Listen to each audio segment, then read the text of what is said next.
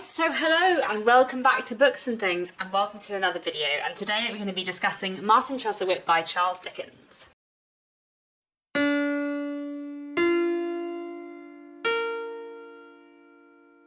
So Martin Chuzzlewit was our Mega Dickens Readalong book for June and July. If you don't know what the Mega Dickens Readalong is, it is a 2-year-long read-along where we're reading all of Charles Dickens' novels in publication order. I will leave links down below to the initial announcement video nearly a year ago now, and I'll leave links down below to the Discord server as well if you want to join in. We're now about halfway through. We're about to start the 7th book out of 14 and a half, beginning Dombey and Son in August, but in June and July we read Martin Chuzzlewit. And today I just wanted to make a video talking about kind of my thoughts on Martin Chuzzlewit and my kind of rereading experience of it this time. This video will have spoilers, but not until later on, so like the first half or so will be spoiler free, and then I'll warn you when there are going to be spoilers. So first things first, let me tell you a little bit about what Martin Chuzzlewit is about. So Martin Chuzzlewit is one of Charles Dickens's long, hefty novels with a lot of characters, a lot of subplots, a lot of interweaving things, and basically we are following the fortunes of a somewhat messy family called the Chuzzlewit family, including two individuals called Martin Chuzzlewit, an elderly man called Martin Chuzzlewit and his grandson also called Martin Chuzzlewit. But we're also following a lot of other Chuzzlewits and other people related to the Chuzzlewit family. And basically the book is both a coming-of-age story and a kind of like critique of selfishness, I suppose. That's kind of like the main theme of the book. At the beginning of the book, we know that old Martin and young Martin have fallen out, and we also know that old Martin is supposed to be very wealthy, and so the rest of the Chuzzlewit family start thinking, well, if he's not going to leave his fortune to his grandson, maybe he'll leave it to one of us. And various family members, especially a somewhat hypocritical man called Mr. Pecksniff, decide that they are going to try and ingratiate themselves with old Martin. And everything kind of goes on from there. I didn't read this physical edition. I listened to Martin Chuzzlewit on audiobook, and I listened to the audiobook that is part of the Dickens collection on Audible, narrated by Dorrit Jacobi. This was a really good audiobook. Dorrit Jacobi is a great narrator, did all the voices very well. Although I will say the introduction was slightly weird. So it had an introduction by William Boyd. All the Dickens collection on Audible have a introduction to the Dickens book by a different writer. But I feel like I just kind of got the impression that William Boyd didn't really like Martin Chuzzlewit very much, or at least like he didn't value a lot of the things I really value about it. And he obviously kind of thought it was quite flawed, which just felt quite like a weird thing to say in an introduction to a book. Like I feel like they could have found someone who liked the book. Like I feel like all the previous introductions of the rest of the Dickens collection that I've read have been people talking about what they really love about the book and why maybe they think it's underrated but they really, really like it. Whereas I feel like the introduction that William Boyd gave was a bit like down on Martin Chuzzlewit, which seemed a shame, but anyway, that's a kind of random point, not really to do with Martin Chuzzlewit itself. So let me tell you a bit about my sort of general thoughts about Martin Chuzzlewit before I get into the more detailed stuff. It was a really interesting reread. This was either my 4th or my 5th reading of Martin Chuzzlewit, I think, and I really enjoyed it. I would say that out of the 6 books we've read so far for the Mega Dickens Readalong, out of my 6 rereads so far, Barnaby Rudge has emerged as the favourite in a surprise turn of events, which is very exciting. But Martin Chuzzlewit, which I thought would have been my favourite out of those 6, probably is the second favourite after Barnaby Rudge. I do still really like it, but I don't actually think it is as interesting as Barnaby Rudge, much as I do love it. It had been quite a long time since I last read Martin Chuzzlewit.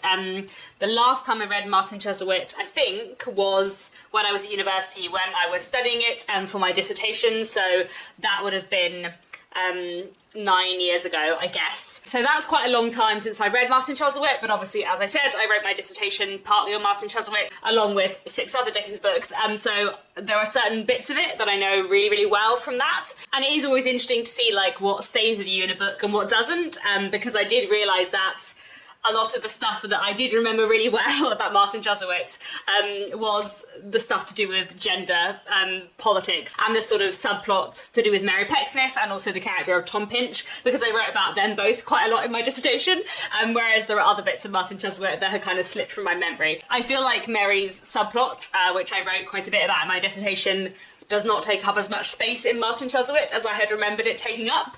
And I think that's because I had done like some close textual analysis on like a stuff some paragraphs in my dissertation, and in my head some of those sections were like longer bits of the book, if that makes sense.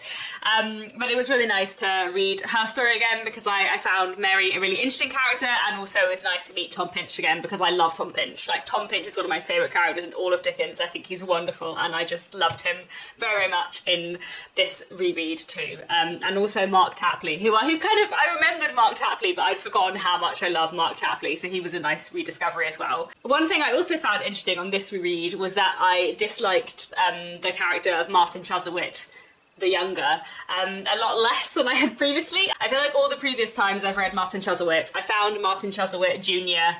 just really, really annoying, because he is just very selfish and very self-involved, and he's got a character arc to go on, and the book is partly his coming of age story, but I feel like I found him very frustrating previously, whereas I feel like this time I enjoyed his character arc and I found him less frustrating, which I think actually is because the last time I read Martin Chuzzlewit, I was the age of Martin Chuzzlewit, so I had like no forgiveness for his youth, because I was like, well, I'm not horrible and I'm your age, whereas I feel like now I'm like nearly 10 years older, I'm like, okay, you're very young, Martin, I can forgive you some things, which I find kind of entertaining as like reading books at different points in your life and like what you think about them. I'll be interested to see actually when we reread Great Expectations next year whether I have a similar feeling, because previously I have always found Pip quite annoying as a character, and I feel like maybe now that I am older than Pip, which I think the last time I read Great Expectations I probably was older than Pip, but not by that much, whereas now that I'm quite a bit older than Pip, I feel like maybe I'll have more forgiveness for Pip as a character when he's infuriating. I don't know, I find it kind of entertaining. Anyway, I think there's a lot that I really like about Martin Chuzzlewit. It's very, very funny. I feel like the themes are really interesting, and yeah, I always love Dickens, so it's always a joy. Anyway, let me talk about some other things in a bit more detail. I want to talk in this video about the kind of chronology of Martin Chuzzlewit, as I have been doing in all of these Mega Dickens read-along videos. I find it really interesting to look at where Dickens's books fit in the chronology of his books. And it's really interesting actually to read Martin Chuzzlewit after Barnaby Rudge, because it does feel a lot more comic than Barnaby Rudge. I feel like Martin Chuzzlewit is probably the most comic novel since The Pickwick Papers, the first one. Not sure if that's quite true. There are some darker bits later, but I feel like Martin Chuzzlewit is so much funnier than Barnaby Rudge and has a kind of different tone to Barnaby Rudge, and it does feel a little bit like maybe Dickens needed a palate cleanser after Barnaby Rudge, because Barnaby Rudge gets very dark. So I found that kind of interesting. I also feel like the plotting is pretty tight in Martin Chuzzlewit, and I feel like it is stronger and tighter than the plotting of the previous books. Maybe not than Barnaby Rudge, because I do think Barnaby Rudge has a really good plot, but Barnaby Rudge is a sort of like slightly uneven novel in that it's got like its first like nearly half, and then there's sort of a jump in time, 6 years, and then there's a sort of different focus, which I think really works really well, but I feel like I can see why some people don't like that. Whereas Martin Chuzzlewit, I think, has a sort of like tighter plot altogether. Another thing that I noticed in Martin Chuzzlewit, reading Dickens's books in order, is that Martin Chuzzlewit feels hugely Dickensian to me, in terms of like, it's a big sweeping novel with lots of subplots, lots of characters, lots of plot threads. It's got a great balance of humour and serious stuff. We see a lot of Victorian London. There's like a few good twists. There's a young hero coming of age. There's a couple of love stories. Like, it feels really, really quintessentially Dickens. Like, it has all the elements I expect in a Dickens novel. And actually, I feel like a lot of his early novels don't necessarily have all the things I expect in a Dickens novel, because I'm thinking about Dickens, you know, over the whole of his career, I suppose. Whereas I feel like Martin Chuzzlewit feels like very quintessentially Dickens, with like all the stuff I expect from a Dickens book, if that makes sense. So I feel like he's really like come into his own by Martin Chuzzlewit, which is fun.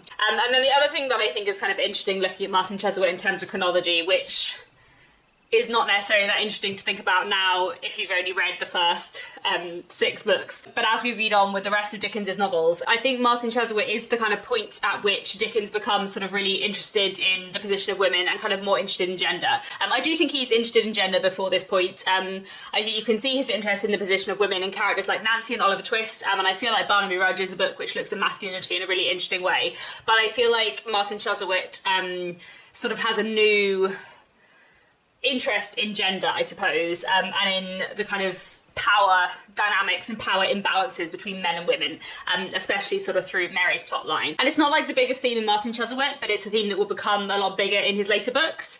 And I feel like Martin Chuzzlewit is kind of where it begins, which is one of the reasons why I wrote quite a lot about it in my dissertation, which was on gender in Charles Dickens's books, sort of from his early books to his later books. So I find that really interesting too. And yeah, I'm looking forward to reading on with the later Dickens books. It gets so good from Dombey and Son. I'm very excited. Anyway, so I think it'll be really like fun to map out that kind of like interest in gender, and Dickens is writing about gender sort of from Martin Chuzzlewit onwards. One thing I quickly wanted to talk about before I get on to talking about the plot is sort of like the tone of the book, because I do really love the humour and I do think it's really funny, and I feel like Dickens's comic writing is really, really good in Martin Chuzzlewit. Like, I can't remember what it is, sort of like chapter 8 to 10 or something, the sort of early section in the book where Mr. Pecksniff takes his daughters to London, and it's all very, like, silly and entertaining. Like, I feel like there's just a lot of, like, wonderful comic moments. Mr. Pecksniff, in general, is one of Dickens's best, like, comic villains,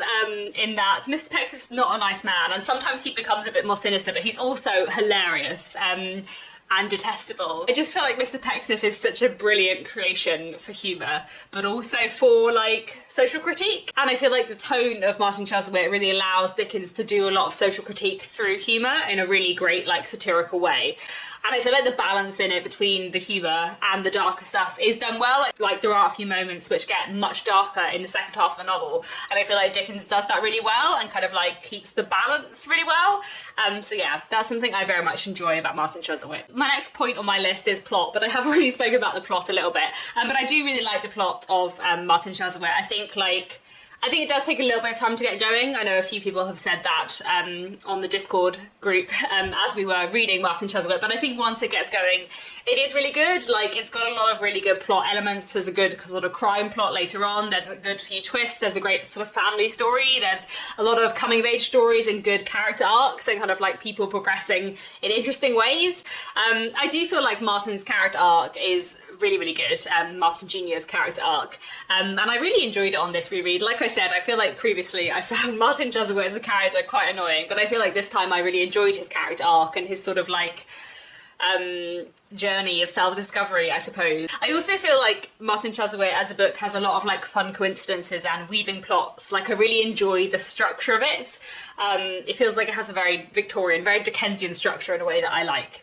I do think that the love stories in Martin Chuzzlewit are not very strong. Love stories actually are another thing that Dickens kind of grew into, and I feel like his later books have some really good love stories in, but at this point in his career, that's not like his focus. And so there are some love stories, but they tend to be a little bit more throwaway. And of the kind of two main love stories we have in Martin Chuzzlewit, one of them I quite like, but it's not a major one, and then the other one is, yeah, a little bit nothingy. I might talk a little bit more about plot later on in the video when I get into spoilery territories. But before that, let's talk about characters, because I love the cast of Martin Chuzzlewit. I think it has some fantastic characters and like a really, really, really, really great group of people. I'm going to start off by talking about Tom Pinch, because as I have already mentioned, I love Tom Pinch a lot. And Tom Pinch for me is like the standout character in Martin Chuzzlewit. Tom Pinch is Mr. Pecksniff's clerk. He's a sort of assistant to this architect, Mr. Pecksniff. And Tom Pinch is just a thoroughly good person, often surrounded by not good people, and not very able to see the bad things in these people. He maybe has like a little bit of a quality of Jane Bennet from Pride and Prejudice about him, in that like he sees the good in everyone, even when maybe he shouldn't. But also maybe potentially unlike Jane Bennet in Pride and Prejudice, when push comes to shove, like when he needs to, Tom Pinch can stand up for himself and he can stand up for other people. There's a wonderful bit in the book where he like stands up for his sister to people who are not being kind to her. He's very morally good, and he's very like well-meaning, but he also like gets a lot of inner strength from that, and a lot of positivity from that, and I just love him. Like, I just think he's wonderful. I often think about the opening line of David Copperfield, which I know we're a couple of books away from, but the opening line of David Copperfield is, Whether I shall turn out to be the hero of my own life, or whether that station will be held by anybody else, these pages must show. And I always love that line in David Copperfield because, in my opinion, David Copperfield is not the hero of David Copperfield. And I actually think there are quite a lot of Dickens books where the person who we're told is the hero, the title character or like the main character, the heroic one who's, you know, gonna like have the love story or whatever, like actually that hero is not actually the hero of the book. Dickens does this quite a lot where there is the central character, the protagonist, but then there is another character who actually kind of like emerges as a more heroic figure. So Martin Chuzzlewit may be sort of like the hero of Martin Chuzzlewit. He's the title character, it's his life and adventures as it were, and he is, you know, the one sort of driving the plot forward in some ways, but actually like Tom is the moral centre of the book. And in many ways Martin's like journey, his character arc is to learn to respect Tom Pinch and to learn maybe to be a bit more like Tom Pinch. I just feel like Tom Pinch is just, yeah, the highlight of Martin Chuzzlewit, and I just love his character so much and I love reading about him. And whenever I'm reading Martin Chuzzlewit, like when I was listening to an audiobook, just every chapter I was like, oh, when's the next Tom Pinch chapter? I just want to get back to Tom Pinch. So yeah, I just really enjoy him as a character. My other favourite character in Martin Chuzzlewit is Mark Tapley, who is another kind of like companion character to the main character, another sort of like sidekick character, I guess, like Tom Pinch, who actually like is a much better person than the hero, and who it's very clear Dickens knows that. And I really like Mark Tapley. Mark Tapley is very optimistic and prides himself in being very jolly, but he also prides himself in being jolly in difficult situations. So at the beginning of the book we learn that Mark Tapley is thinking of leaving his position at the inn nearby Mr. Pecksniff's where he works because it's such a nice place to work there that he feels there's no credit in being jolly there. You know, anyone will be happy working there, so he can't like show off his great optimistic disposition. So he decides he's going to try and find someone that's much less nice to work so he can prove how cheerful he is, which I just find like delightful. It's so Dickensian and weird, but I also like when you're reading it you just go with it. And so we end up following Mark Tapley through quite a bit of the book, and I really like him. I really like Mark Tapley. I think he's both very optimistic and very like cheerful, but he also has like a really good sense of like what's right and wrong, and has strong political opinions and isn't kind of like afraid to express his opinions. And I feel like Mark is just a wonderful character. So those are my two favourite characters in Martin Chuzzlewit. I won't speak about every other character quite so much. I also love Mr. Chuffy. I'm fond of John Westlock. I think Jonas Chuzzlewit is a fascinating character, really well developed. I might talk about him a bit more in the spoilery section later. I feel like Mary and Cherry are well done, and Mary's kind of plot arc is really interesting, and the themes that Dickens uses through writing about Mary as a character I really like. As I've already spoken about, I think young Martin Chuzzlewit has a really interesting arc. I think Mr. Pecksniff is a fantastic creation, like so creepy in places and so hypocritical and both so funny and sinister at the same time. Like I just think Mr. Pecksniff is wonderfully written. Mrs. Gamp is really interesting. I'd kind of forgotten how much I enjoy Mrs. Gamp, who is a nurse character we get to see, who has this friend she always talks about, Mrs. Harris.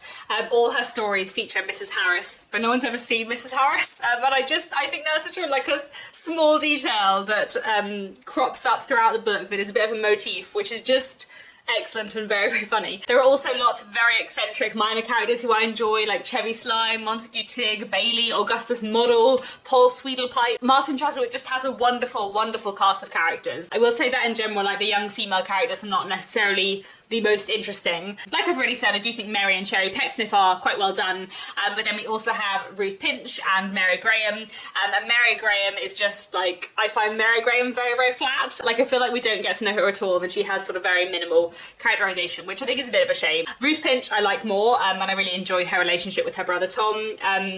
You do have to get past the fact that Dickens clearly fancies Ruth Pinch in a slightly weird way. But yeah, in general, I feel like the cast of characters in Martin Chuzzlewit is just really, really, really strong. So I'm going to start talking about themes. I'm going to start off spoiler-free, and then I'm going to go into some spoilers later on in the themes. As I've already mentioned, one of the main themes in Martin Chuzzlewit is the theme of sort of selfishness versus selflessness. The theme of sort of self and who is self-involved and who isn't. In a way, the book is kind of divided into like the selfish characters and the selfless characters.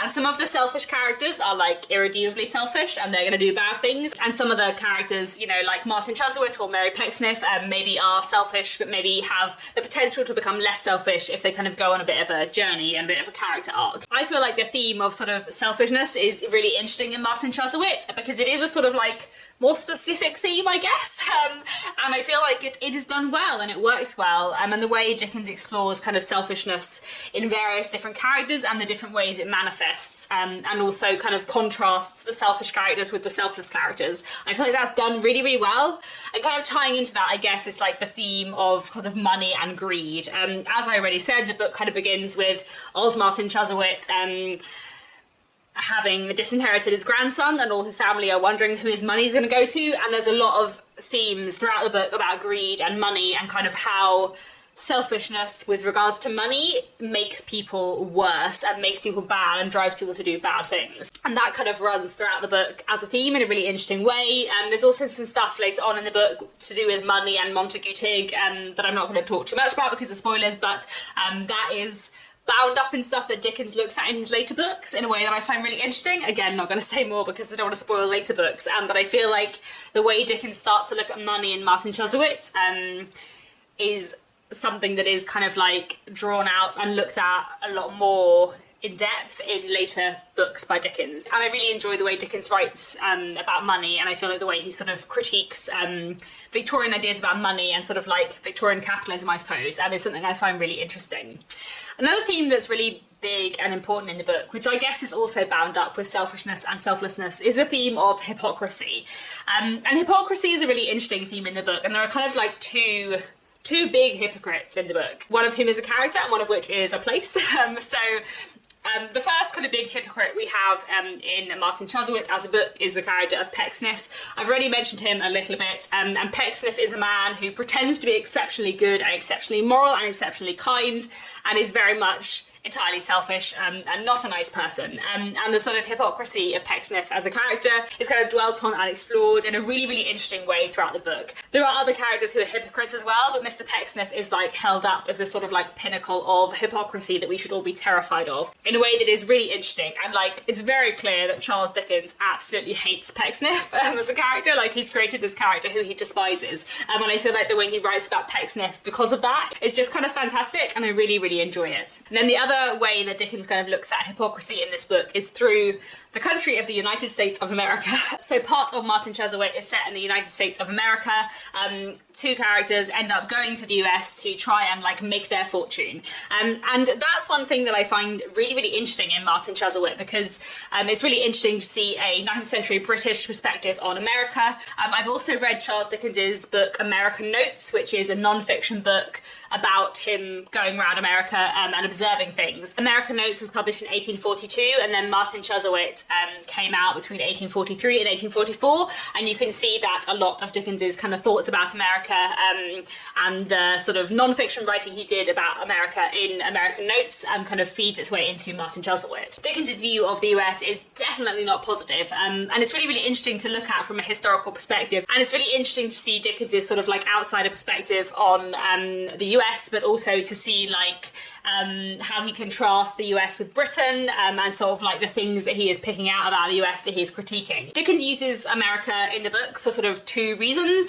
The characters who go to America have some character growth to do while they're in America, and the experiences they have sort of like trying to settle and trying to make their fortunes there are sort of really important to their character arcs. And then the other thing Dickens uses the sort of trip to America for in Martin Chuzzlewit is to explore his theme of hypocrisy, because for Dickens writing in the 1840s, America is a very hypocritical country. So for example, the British characters meet lots of Americans who are very scathing of the fact that Britain has a monarchy and an aristocracy, but are also like desperately fascinated by the aristocracy and keep talking about them all the time. There's a bit bit where they meet a character called Hannibal Tropple, who claims to be a worshipper of freedom, and talks a lot about freedom, as indeed do all of the American characters that encounter. He talks a lot about how freedom is incredibly important to him and important to American national character, but he is also pro-slavery and also carries pistols with him everywhere. And there's a bit where he talks about the fact that he recently shot a man,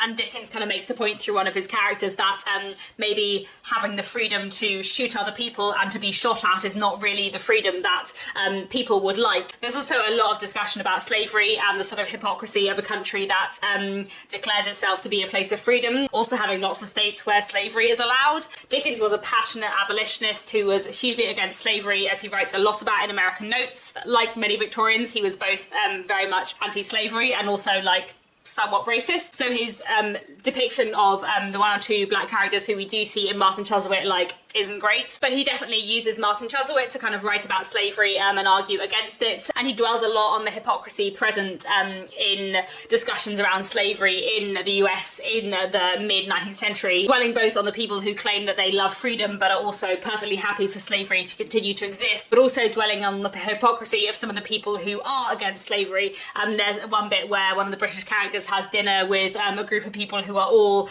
abolitionists, and they espouse anti-slavery views while also like being exceptionally dismissive of and laughing at all the people whose freedom they are meant to be advocating.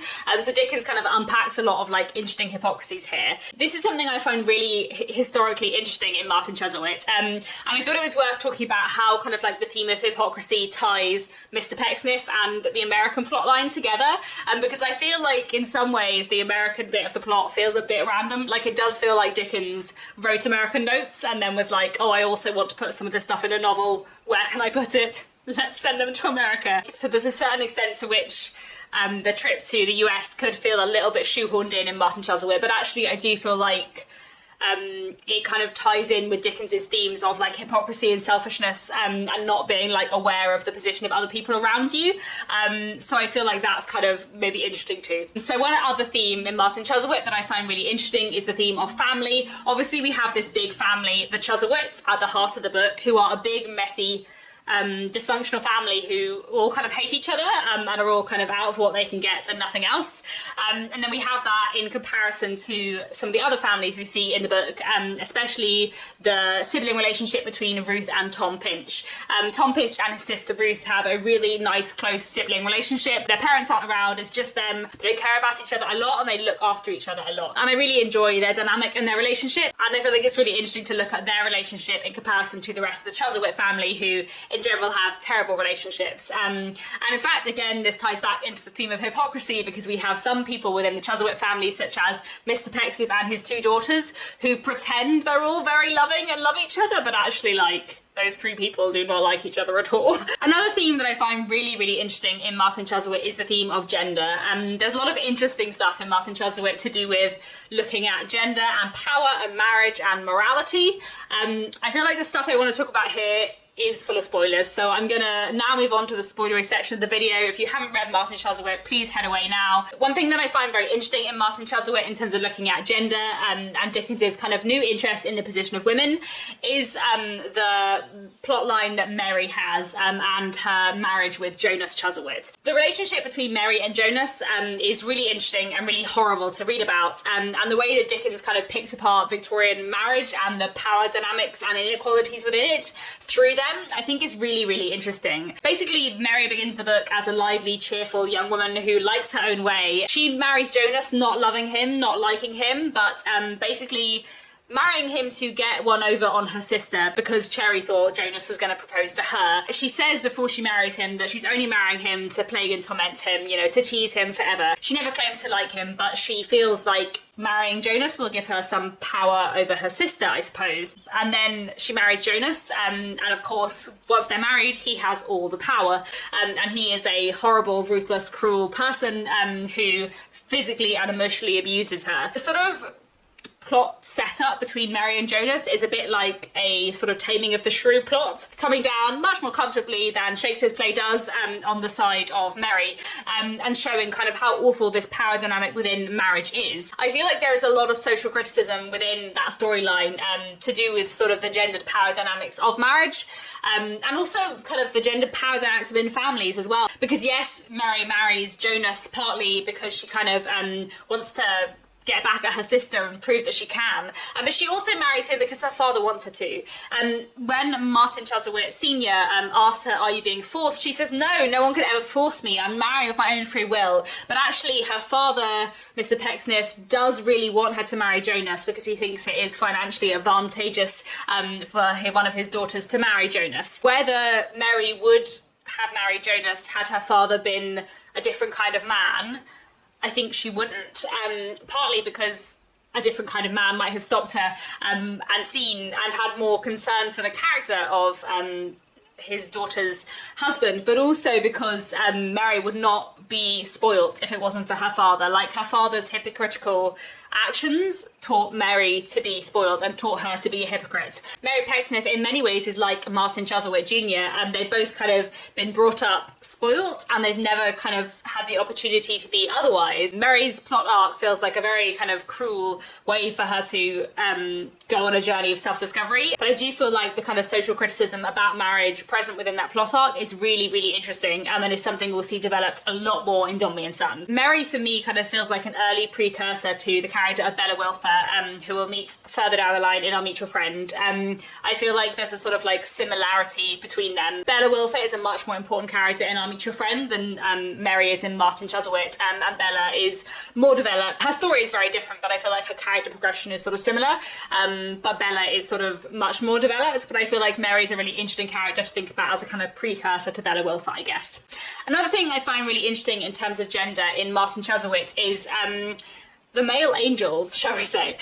So I find gender and morality absolutely fascinating in Victorian literature. It's one of my like real interests, is the kind of association of women with moral virtue, and the idea that like women are there to make men more moral. But that was very much an idea in the Victorian period. If you ever want to go and read John Ruskin's Sesame and Lilies, I mean, I wouldn't recommend it because it's not fun, but it is very, very interesting, if somewhat grim. But there was very much this idea in the Victorian period that women were sort of moral paragons there to make men better. And you see this in quite a few Dickens books and a lot of other Victorian literature. There are lots of sort of female angels within Dickens's books, and women who are sort of very morally good and have a kind of powerful moral influence on those around them. And I find it really, really interesting that in Martin Chuzzlewit, the angel figure, the moral centre of the book, is not a woman, but a man, Tom Pinch.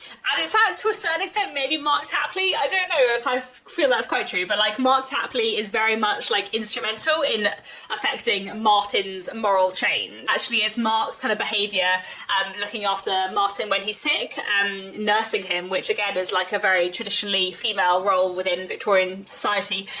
Mark Tapley's nursing of Martin when Martin's ill in America, and then Mark's very like different way of coping with his illness in comparison to Martin, teaches Martin to be a better person. And both Mark and Tom Pinch kind of like together exert this moral force on Martin to make him a better person. And to see like a man morally redeemed by two men in a Victorian novel is quite rare. Like usually a man who has stuff to learn in a Victorian novel is kind of like redeemed by the women. So I feel like it's quite interesting that like the sort of moral forces in Martin Chuzzlewit that moralise Martin are two men, Mark Tapley and Tom Pinch. In a lot of Dickens books we have this sort of like morally pure female character who sort of everyone loves and who has like a moral influence on the people around them, such as Little Nell in The Old Curiosity Shop, such as Essie Summerson in Bleak House, and sort of Lizzie Hexam in Our Mutual Friend, but she's a bit more complicated.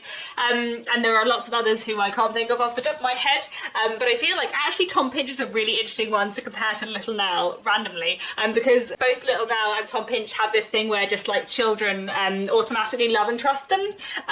Like that's just something they have in common, and you could sort of see through Tom Pinch that like everyone who meets Tom Pinch just loves him, because why wouldn't you? He's lovely. And Tom Pinch kind of becomes this moral paragon within Martin Chuzzlewit in a really interesting way.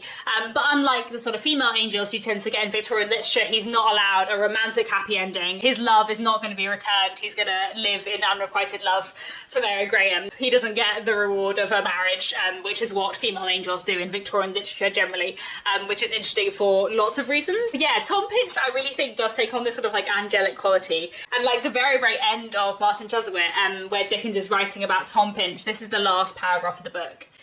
And coming from a garden, Tom, bestrewn with flowers by children's hands, thy sister, little Ruth, as light of foot and heart as in the old days, sits down beside thee. From the present and the past, with which she is so tenderly entwined with all thy thoughts, thy strain soars onwards to the future, as it resounds with thee and without, thy kindling face looks on her with a love and trust that knows it cannot die. The noble music, rolling round her in a cloud of melody, shuts out the grosser prospect of an earthly parting and uplifts her, Tom, to heaven. Like the full last page of Martin Chuzzlewit is all addressed to Tom in sort of like reverent religious language, which I think is just really, really interesting. Okay, I think that's mostly what I wanted to say about the themes. I feel like I've already been filming for an hour, but anyway, I want to return to plot a little bit, because there are a few things about the plot I wanted to say that I haven't spoken about yet.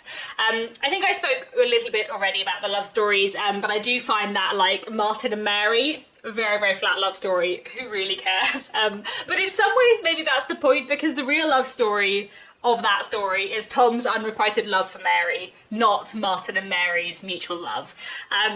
Actually, Tom's unrequited love takes up more space on the page and is more interesting. So maybe it's okay that Martin and Mary's love story feels very, very flat. I think the love story between Ruth Pinch and Tom Westlock is quite sweet. We don't get to see masses of it. I don't think it's hugely developed, but I think it's quite nice. But also I kind of like the fact that, yes, Ruth Pinch and Westlock fall in love, but also that's a story which is not just about them becoming a couple, but also about John Westlock and Tom Pinch becoming brothers. There's sort of like a found family aspect to that love story as well, which I quite enjoy. In general, I quite like Ruth. You know, if only Dickens would stop going on about how much he fancies her. Dickens obviously just had a thing about like short, physically small women, which doesn't have to be infantilizing or patronising, but often does come across so, which is, you know, very Victorian and somewhat frustrating to read about. But anyway, in terms of the sort of overall plot structure, I really enjoy the twists of Martin Chuzzlewit. Like, I like that old Martin Chuzzlewit has sort of been like testing his grandson and helping Tom Pinch from behind the scenes. I really enjoy the sort of like, let's get everyone together in a room and explain what's been going on scene. Like, yes, it's quite silly, but it's also really fun, and I really enjoy that sort of like big, grand reveal of what's actually been happening. Like, I find that very Dickensian and silly in a really glorious way. I think I spoke in the Nicholas Nickleby video a while back about how I was sort of frustrated at the end of Nicholas Nickleby that the older characters sort of like neatly arrange everything for the younger characters, and I found that a bit annoying. And I do feel like that is there to a certain extent in Martin Chuzzlewit, but I feel like it's less so. Martin Chuzzlewit Sr.'s whole point in sort of leaving Martin Jr. alone to like discover himself before he like reconciled with him. Like, I feel like in a way he stands back and kind of supports Martin just enough, but he also like lets Martin make his mistakes that he needs to make in order to learn. And even the fact that like old Martin Chuzzlewit is very much hoping that Ruth Pinch and John Westlock will make a match, so he just like gives them the opportunity to be alone together so that John Westlock can propose. So he sort of like half engineers it, but not like fully engineering their marriage in a way that maybe would have happened in an earlier Dickens book. So I kind of like that. The other thing that I really like in terms of the plot in Martin Chuzzlewit is the Jonas Chuzzlewit plotline and the sort of murder plot, which I think is great. Like, I feel like the psychology of it is really, really interesting. Dickens' sort of like interest in the psychology behind crime and violence and murder is something that I find really interesting in a lot of his books. It's something that crops up again and again. You know, we saw a lot about the psychology of violence in Barnaby Rudge, and it's something that you'll see in other books later. There are other murders that take place in later books by Dickens. I don't think that's a spoiler. We've got a lot of books left to go. And the Jonas Chuzzlewit murder plot is not the best plotted of the murder plots in Dickens. There are better ones later, but I do think it's really good, and I feel like the psychology of Jonas is really interesting, and then the twist that like he thinks he's killed his father but actually he didn't, but because he thinks he killed his father, he therefore does actually commit a murder. He kills Montague Tigg in order to hush up the fact that he killed his father, but he didn't actually kill his father because his father just died of natural causes. And yeah, I feel like Dickens' sort of interest in the psychology behind crime and violence is something that is very interesting in a lot of his books. And yeah, really, really interesting in Martin Chuzzlewit. The final thing I wanted to touch on before I finish this very long video is the title. The book is called The Life and Adventures of Martin Chuzzlewit. But as we were saying with Barnaby Rudge last time, it is very much an ensemble book. It's not really a book about Martin Chuzzlewit in the way that David Copperfield is a book about David Copperfield. David Copperfield is very much a book about David Copperfield, but Martin Chuzzlewit is not really a book about Martin Chuzzlewit. Obviously, Martin Chuzzlewit Jr. and Martin Chuzzlewit Sr. are both pretty important in Martin Chuzzlewit. And you know, who is the book actually named after? Obviously, we have the young hero, Martin Chuzzlewit, but also his grandfather, older Martin Chuzzlewit, has been like engineering lots of stuff from behind the scenes, and is like the puppet master pulling the strings in some ways. So in that sense, is this his life and adventures too? Like, are the adventures his because he's like engineering them? Maybe that's a fun thing to think about. But yeah, I think like Barnaby Rudge is very much an ensemble piece, and I feel like maybe the reason why it's called Martin Chuzzlewit, and maybe the reason why it is sort of like framed as the journey of Martin Chuzzlewit Jr. is because he has to go on this journey from selfishness to selflessness, or selfishness to less selfishness maybe. I'm still not sure he's perfect by the end. He's no Tom Pinch. But you know, like, I feel like maybe the book is named after him because that journey is like so thematically important to the rest of the book. Like, so much of the rest of the book is about self and like becoming less self-obsessed, I suppose. But I would still dispute that Martin Chuzzlewit is the hero of Martin Chuzzlewit, and in my opinion, Tom Pinch is definitely the hero of Martin Chuzzlewit. You know, like I said, the last page of Martin Chuzzlewit is dedicated not to Martin Chuzzlewit, but to Tom Pinch. I feel like Charles Dickens set out to write a book where Martin Chuzzlewit was the hero, and then he found a better hero in Tom Pinch. That's how I kind of feel about Martin Chuzzlewit, and that kind of makes me happy. Is there anything left to say? I don't think so. Mostly, I really like Martin Chuzzlewit. I think it's a great book. Especially I love Tom Pinch, who is the greatest. And yeah, I think, like I said, out of the first 6 books we've read for the Mega Dickens Readalong, Barnaby Rudge remains my favourite, but Martin Chuzzlewit will be my second favourite. And yes, I'm very, very excited to start Dombey and Son. I've been putting off starting Dombey and Son because I didn't want to start it before I had made this video about Martin Chuzzlewit, because I didn't want to have my Dombey and Son thoughts like getting in the way of my Martin Chuzzlewit thoughts. But now I have filmed this video, I can go and start listening to Dombey and Son immediately, because yes, I'm very, very excited for it. I love it so very much. Right, that is all for today. Please do let me know down in the comments, did you read Martin Chuzzlewit? What did you think? And that's all. Thanks so much for watching, and I'll be back very soon with another bookish video.